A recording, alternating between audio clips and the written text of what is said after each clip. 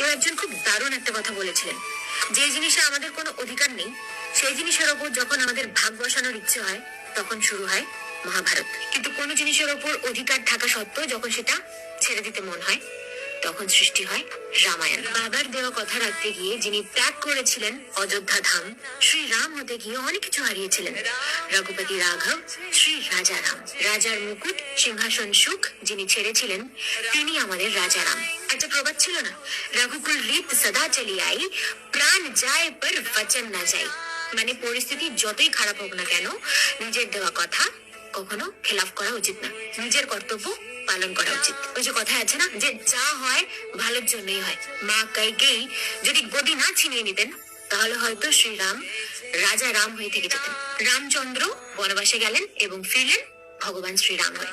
রাবণ ভগবান শ্রীরামের থেকে অনেক বেশি শক্তিশালী ছিল। টাকা পয়সা, তার সোনার লঙ্কা